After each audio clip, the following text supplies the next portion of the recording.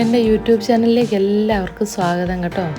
ഒത്തിരി നാളായി ഒരു ലോങ് വീഡിയോ ഇട്ടിട്ട്. അന്നേരം ഇന്ന് കുറച്ച് കായൽ ഞണ്ട് കിട്ടിയേ. അന്നേരം അതൊന്ന് കറി വെക്കാമെന്ന് വിചാരിച്ചു. അത് നിങ്ങളെയൊക്കെ ഒന്ന് കാണിക്കുകയും ചെയ്യാമെന്ന് വിചാരിച്ചു. അന്നേരം ജീവനുള്ള ഞണ്ടാണ് കേട്ടോ കിട്ടിയത്. പിന്നെ അതിനെ ഞങ്ങൾ നന്നായിട്ട് വൃത്തിയാക്കി. പിന്നെ വൃത്തിയാക്കാൻ ഇച്ചിരി ബുദ്ധിമുട്ടുണ്ട്. ഇനി ഇതിൻ്റെ കാലൊക്കെ ഒന്ന് പറിച്ച് എടുക്കാനായിട്ട് കുറച്ച് ബുദ്ധിമുട്ടുണ്ട്. എങ്കിലും അങ്ങനെ വലിയ ബുദ്ധിമുട്ട് തോന്നിയില്ല. അന്നേരം അതെല്ലാം വൃത്തിയാക്കി എടുത്തു.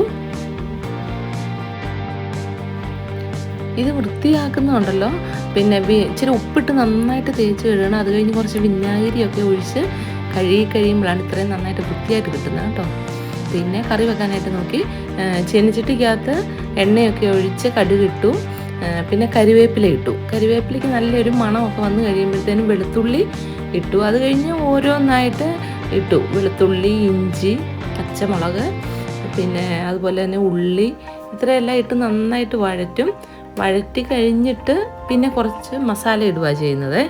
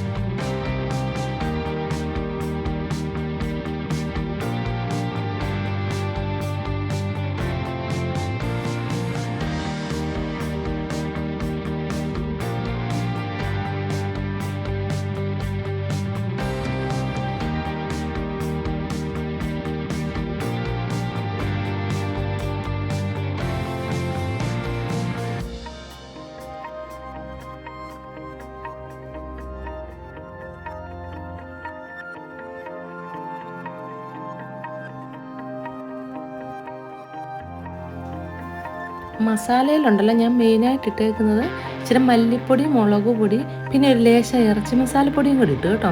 പിന്നെ മഞ്ഞൾ, ഇച്ചിരി ഗരം മസാല, ഉപ്പ്, ഇതെല്ലാം കൂടി ഇട്ട് നന്നായിട്ട് ഇളക്കി ഒരു കളർ മാറി വരുന്ന സമയത്താണ് തക്കാളി ഇട്ട് വഴറ്റുന്നത്.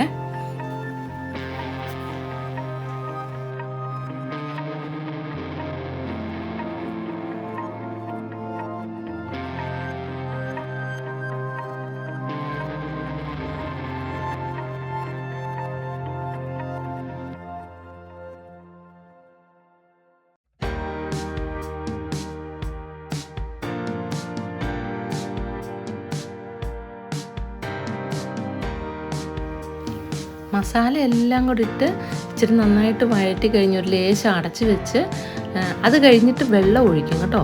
വെള്ളം ഒഴിച്ച് നന്നായിട്ടൊന്ന് ഈ മസാല എല്ലാം കൂടെ ഒന്ന് വെന്ത് വരണം.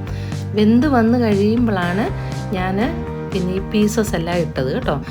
ഈ ഞണ്ടിൻ്റെ കാലും കുറവും കൂടെ നന്നായിട്ട് അതിനകത്തോട്ടിട്ട് ഇളക്കി യോജിപ്പിച്ച് നന്നായിട്ട് അതിനകത്ത് തന്നെ ഇട്ട് കുറച്ച് നേരം നന്നായിട്ട് വഴറ്റി ഇതായി കഴിയുമ്പോഴാണ് പിന്നെ വെള്ളമൊക്കെ ഒഴിച്ച് വേവിക്കാനായിട്ട് വെക്കുന്നത്.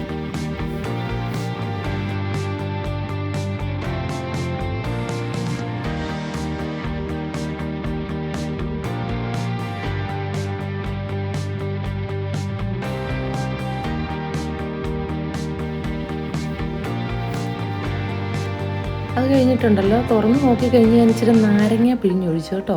അന്നേരം അതിൻ്റെ ഒരു മണമൊക്കെ അങ്ങ് പൊക്കോളും. എന്നിട്ട് നാരങ്ങ നന്നായിട്ട് പിഴിഞ്ഞൊഴിച്ച് കഴിഞ്ഞിട്ട് ഇച്ചിരി നേരം അടച്ച് വെച്ച് ഒരു 10 മിനിറ്റ് നേരം വേവിക്കുന്നുണ്ട്.